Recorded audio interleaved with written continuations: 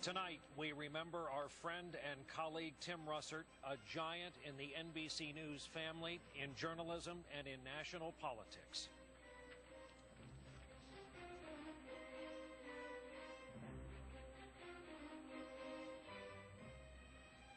Good evening, and tonight finds us halfway around the world at Bagram Airfield in Afghanistan. But all members of the NBC News family are united in our profound sympathy for the members of Tim Russert's family.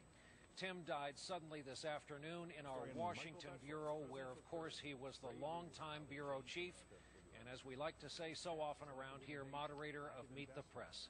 So many of us feel like we lost our partner today. We're united with all of you in knowing that we lost a friend. Tim had just flown back from Italy, a trip that was a college graduation gift to his son Luke, who was still in Italy with Tim's wife Maureen when we learned this awful news. Our friend Timothy J. Russert was just 58 years old. We'll remember him on this broadcast tonight. We'll begin with NBC's Pete Williams. Tim Russert never missed a chance to tell anyone where he was from the place, South Buffalo, New York, he called it, and from the people, hard-working Irish Catholics, as he would recall years later. I began at Holy Family School, then on to St. Bonaventure School, where Sister Mary Lucille of the Sisters of Mercy helped give direction to my life. You know, you weren't always the most quiet student. Tim was especially proud of his blue-collar father, who drove a garbage truck for the city. Tim's book of reflections about growing up with his father, Big Russ and Me, became a bestseller, as was a follow-up collection of letters in response to his first book. After college and a law degree, Tim felt the pull of politics, which would become his life's passion. He learned it from the inside at age 27, heading up Senator Daniel Patrick Moynihan's New York office. In the mid-1980s, he was a political advisor to another powerful New Yorker, Governor Mario Cuomo. Tim came to NBC a quarter-century ago, supervising broadcasts of the Today program from Rome and arranging for the first American television interview with Pope John Paul II. Good morning. And then on December 8th, 1991, he took on a new responsibility. From NBC News, this is Meet the Press with Tim Russert. He took charge of television's longest-running broadcast. That's all for today. If it's Sunday, it's Meet the Press. Meet the Press became the #1 Sunday interview broadcast, and Tim its longest-serving host. He sometimes devoted the entire hour to a single guest, as he did in 2000 with presidential candidates George Bush and Al Gore, programs that were widely honored. Oh, it's only 3:17. The 2000 election night nail-biter led Tim to bring out a decidedly low-tech way to explain the Electoral College drama, writing out the possible scenarios on a white dry erase board. It made such an impression, Washington's Smithsonian Institution asked to add it to its permanent collection. Tim's style was direct, asking his guests to explain apparent contradictions in their own records. I still need to be educated. Wall Street Journal, November 26, 2005. You repeated it to the Boston Globe in December of 07. You said it. Okay, let me tell you what I was trying to say and what I meant. His exclusive interview with Vice President Cheney 4 days after the 9/11 attacks helped reassure a nation on edge. Among those expressing condolences today was one of Tim's Sunday morning competitors. Well, yeah, Tim was the best of the best. He was the best of our profession. I think he's someone that all of us can be proud of. He set a wonderful example. Tim spent a lifetime preparing to cover this year's historic primary elections and was the backbone of the political coverage on every facet of NBC News. As he warmed up a debate audience last fall, his love of politics was on full display. Well, I went to the airport after that show, and the flight attendant ran down the aisle. She said, "What did you think about Ross Perot?" I said, "Ma'am, I never comment on my guests or behavior. I leave that for others, talk radio, cable, whatever. But I'm curious, as a flight attendant, as a viewer, as a voter, what did you think of Ross Perot?" She paused, looked down, looked up, and said, "He strikes me as the kind of guy that would never return his tray table to the upright position." Cha-ching.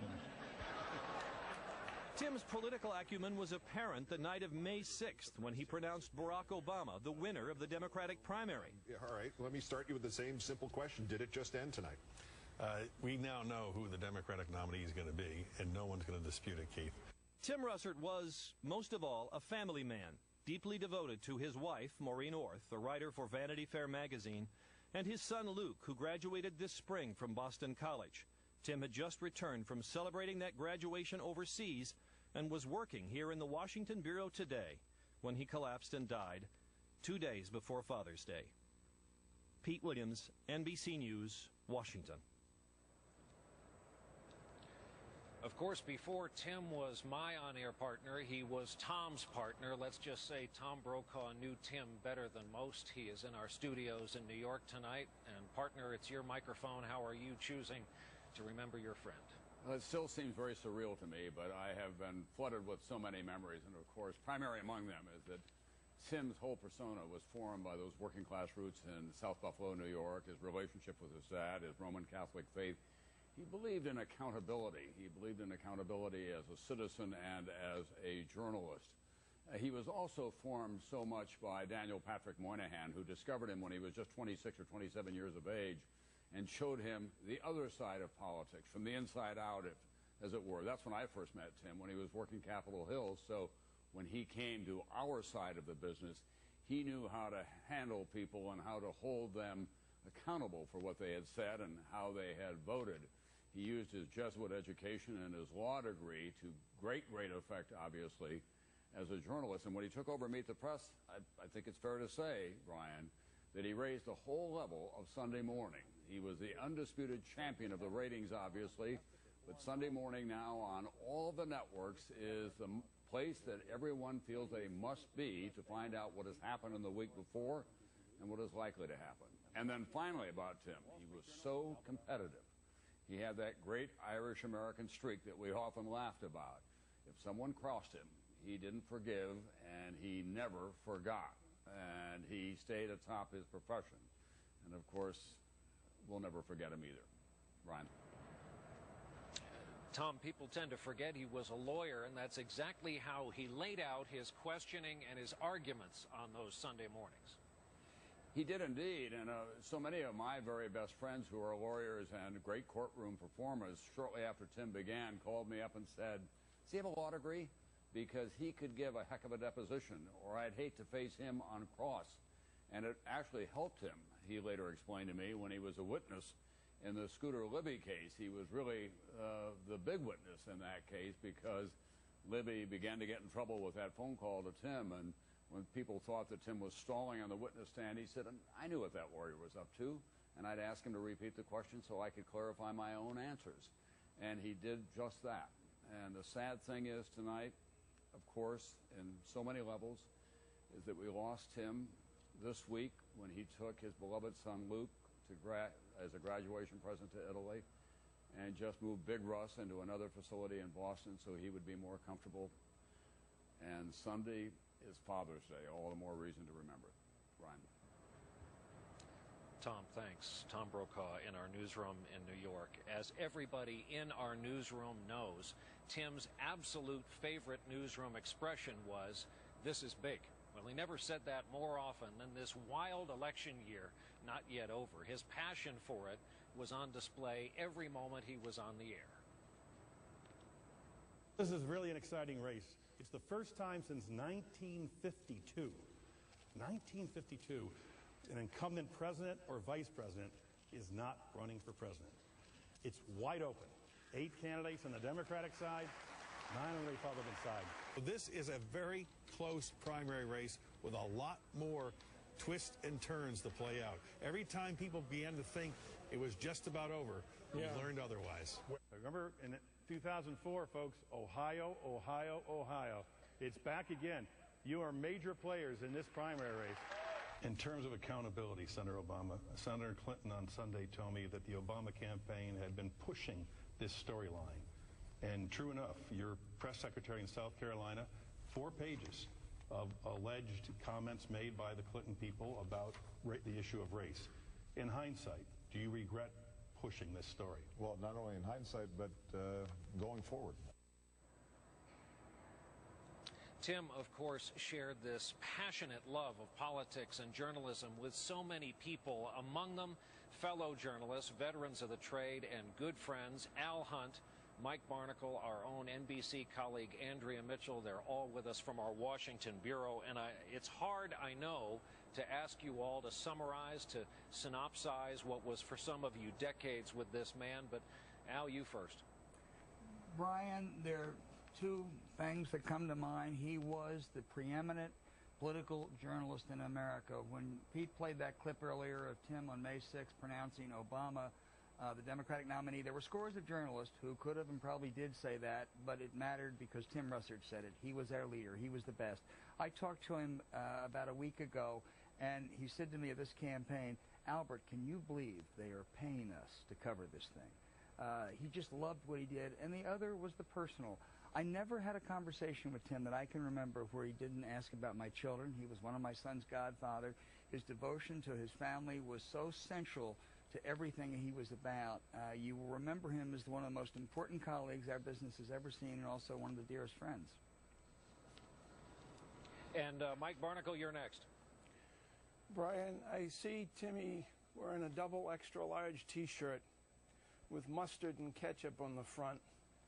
And I see him in a million ball games we've attended together, all-star games where we took our children, spring training where we would meet. I see him as a man who came to this business filled with so much cynicism on an everyday basis, filled with so much joy for the life he led and the profession that he was in and the business that he loved to follow, politics. But most of all, I see Timmy at the christening of my son, Timothy J. Barnacle, and it's one of the great honors of my life that my son's godfather was Timothy J. Russert. Andrea, sadly, you get to go last of this trio. Well, Tim was our teacher and our mentor, my mentor. He had the passion for politics. He's larger than life. The enthusiasm, the joy that he brought to everything that he did. There are real leaders in this world. There are not that many of them. He led this bureau here in Washington, our political team. He had all of us on Meet the Press only last Sunday. And he was so enthusiastic about bringing us all together, many off the road, to share stories. And his great imagination was, as he worked out the electoral map, he figured out a way that it could come down this year to 269, a tie in the Electoral College. And he was already leaping so far ahead of all the rest of us in what different scenarios could be played out. But he was also a player coach. This was a man who not only led this bureau, but taught all of us, and the first call every morning would be, hey, Mitch, here's what you should go after today. He inspired me to learn Capitol Hill when I went there and to learn the State Department. Every beat I've been on, he taught me how to do it best. And there is no way to tell you, to share, well, with you, you know, but there's no way to share with our viewers how broken our hearts are tonight. Andrea, Al, Mike, the three of you in Washington, our thanks. Difficult job tonight, I'm afraid, because of the satellite delay. The background noise made all that much more difficult doing it on our end from an airbase here halfway around the world in Afghanistan. The tributes to Tim Russert have been coming in from around the world, as you might imagine. Friends, colleagues, competitors. This from President Bush in Europe today. Laura and I are deeply saddened by the sudden passing of Tim Russert. Those of us who knew and worked with Tim, his many friends, the millions of Americans who loyally followed his career on the air, will all miss him. As the longest-serving host of the longest-serving program in the history of television, he was an institution in both news and politics for more than 2 decades. Tim was a tough and hard-working newsman. He was always well-informed and thorough in his interviews. He was as gregarious off the set as he was prepared on it. Most important, Tim was a proud son and father. Laura and I offer our deepest sympathies to his wife, Maureen, his son, Luke, the entire Russert family. We will keep them in our prayers. Again, that statement from President Bush traveling in Europe tonight, and these statements came in today from the presumptive presidential nominees of both parties. Well, we're very saddened, as so many Americans are, and our thoughts and prayers go out to his family and his friends. Tim Russert was the top of his profession. He was always tough. He was always fair. He was the standard bearer for serious journalism. And he also happened to be a great guy who loved his family, who, I think, expressed the core values of this country as well as anybody has. The two presumptive nominees of their respective parties about Tim Russert tonight. As we've made clear, as everybody knows, Tim was above all a proud son of Buffalo, New York, where city flags have been ordered to fly at half-staff tonight in his memory. We'll take a short break. We will be right back.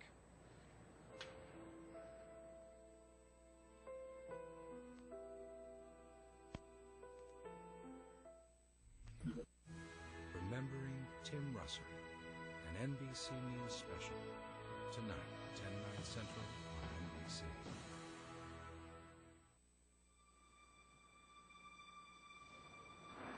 How better to remember Tim Russert than a whiteboard outside our Washington Bureau in the northwest corner of Washington, D.C. after word of his death today. Veteran Washington journalists Sally Quinn and Bob Woodward were close friends of Tim. So was our chief White House correspondent David Gregory. They're all with us tonight. Sally, your memories in chief of our chief White House correspondent, our Washington bureau chief, moderator of Meet the Press, Tim Russert.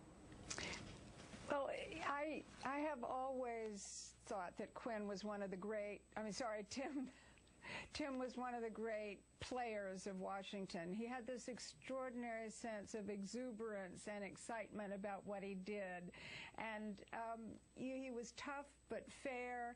He was, seeing the loss of Tim, I feel almost like we did when Jack Kennedy or even Katharine Graham died, that he was such a larger-than-life figure here. But I think that one of the things that most people didn't know about Tim was how devoutly religious he was. And I only learned that recently when I started a website called On Faith for the Post, and I interviewed Tim about his faith. And I'd then look back on Andrea had talking earlier about how he was always there for his friends and always cared about the friends' children. When my son Quinn was born, he had open heart surgery, and in those days I was not particularly religious, but I remember Tim coming to see us at the hospital and just holding my hands and saying, "I'm praying for you."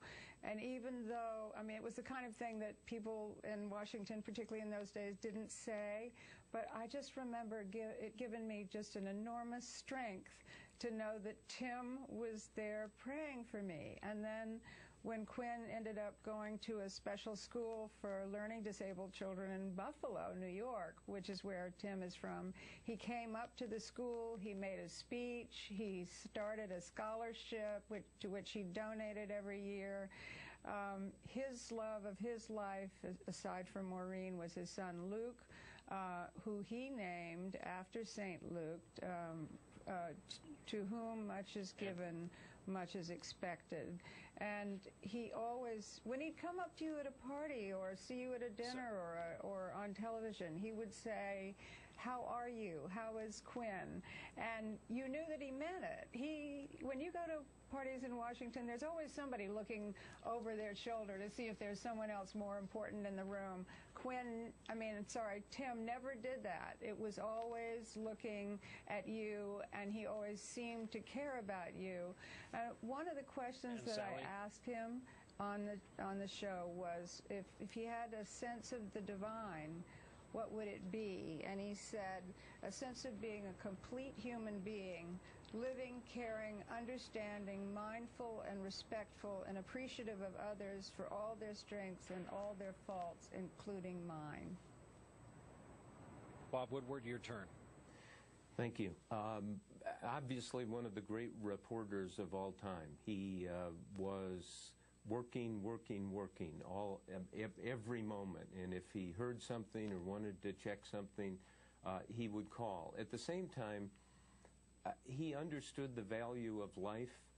3 years ago, when Mark Felt, the FBI deputy, came out and said he had been our Watergate-sourced Deep Throat, Carl Bernstein, my colleague, and I at the Post were on Meet the Press, and Tim flashed a picture of Mark Felt, who was 91 at this time, standing in his doorway in his pajamas and a walker. And we started talking about whether we would be in our pajamas with a walker at age 91 and the value that would have. And afterwards, Tim said something about how important understanding every day and the importance of every day, and then he closed it with that thing you've heard so many times. He would say, "Amen." That's right. David Gregory, you served under Tim, as I did before you in that same job in the Washington Bureau. I did, covering the White House. And Brian, I'll share the story of 2 phone calls with Tim Russert that I think says everything about him. The one would be repeated phone calls. Every time there was a presidential news conference, I spoke to Tim about the question I was going to ask, how we refine it, how we shape it, his idea, my idea, how to make it better. Only the boss could help me make it better. The second was the day that my first child was born, my son. And he spoke to me with the kind of enthusiasm and joy in his life that was his son. And he was gushing about how much joy was ahead for me that I enjoy with my children now.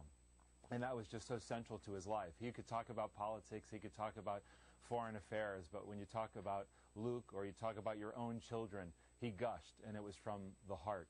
You know, Cardinal Theodore McCarrick led us here in our office this afternoon in prayer, and he said that Tim has gone home. And we appreciate that, but I think for so many of us, we just can't imagine that he would ever leave work early, let alone with this kind of race that we're seeing in the race for the White House this year. So we mourn him, and we miss him, and we continue to be in shock. Brian? Probably best to say amen to all of that. David, Sally, Bob, tough night for all of us, obviously. Thank you for helping out. So many have noted Tim's life as a family man, devoted to his wife, Maureen Orth, special correspondent for Vanity Fair magazine, a veteran journalist herself, his son Luke, who, as we've noted, just graduated from Boston College.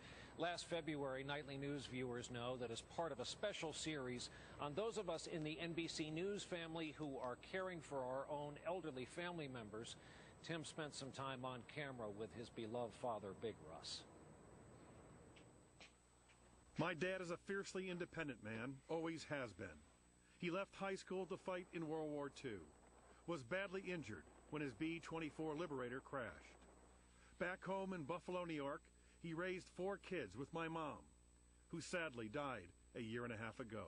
He always met every challenge, working round the clock with 2 full-time jobs. But living alone is hard. It's lonely. Yeah. Got a lot of people helping. Yeah, you got a great team, don't you? Now at 83, Dad has slowed down. Still, he won't ask for help and will not consider a retirement home. When I tried to talk to you about going to that assisted living place, you wouldn't get out of the car. Don't get them going. They'll be calling me up. What are you doing? Are you trying to... A lot of responsibility falls on my sister, who lives nearby, replacing batteries and solving the problems of daily life. Neighborhood friend Mike Shea shovels and can be over in a matter of minutes if the power goes out. I know when he needs something, even if he doesn't need it. I'm a step ahead of him a lot of times. My sisters and I call several times a day. Too many times, according to Dad. Okay. And there is a frequent care package from me. Lunch and dinner are lovingly prepared by neighbor Jean Passafiumi. Enough to feed too. You have to feed the soul and brain. If you feed both, you will have a happier life. Remember that. And Dad's favorite, corned beef and cabbage at the Blackthorn Club, where old buddies raise their glasses once a month. When you're young, it's not too hard to write, but as the years pass along, sometimes the words that once were there just aren't right. I want to thank you so much for embracing him. It means everything to me and everything to him. Tonight, it's just help with a coat. But tomorrow, it's support from a team who gives my dad the love and dignity he deserves. Tim Russert, NBC News, South Buffalo.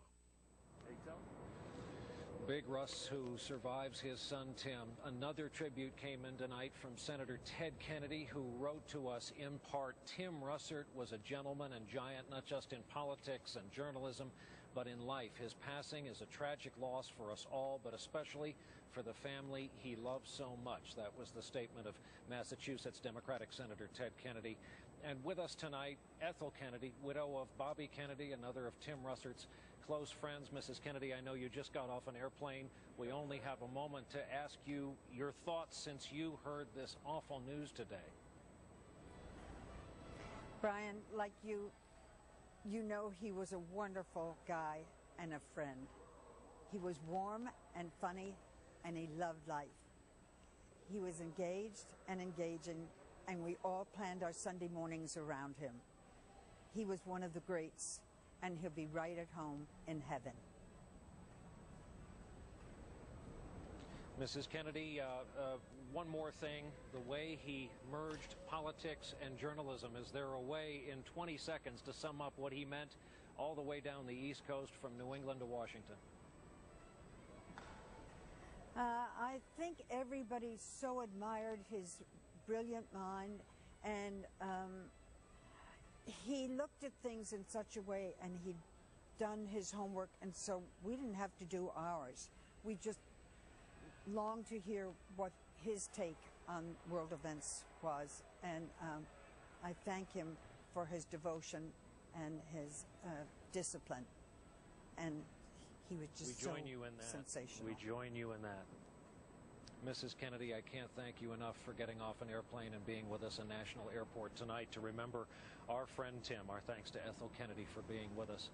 One final note here. I mentioned at the top of the broadcast that a whole lot of us feel like we've lost a partner. That's because of the nature of the man we've lost. Maybe he was your partner for so many of those Sunday mornings, just as he was mine here for so many of those weekday evenings. A man who was as much at home, when you think about it, in the streets of his beloved Buffalo, New York, as he was in the West Wing of the White House or right beneath the Capitol Dome in Washington. A man who knew he hit the lottery in life, and he couldn't wait to share all the winnings with everyone he knew, for that matter, everyone he ever met. We learned late today Tim Russert had attended an audience with the Pope in Rome this week, and that about says it all, doesn't it? About our down-to-earth friend who climbed the highest heights this nation could offer. NBC News will have a special tribute broadcast this evening remembering Tim Russert. That's tonight at 10, 9 Central Time on this NBC station. I'm Brian Williams, reporting tonight from Bagram Airfield in Afghanistan. Good night.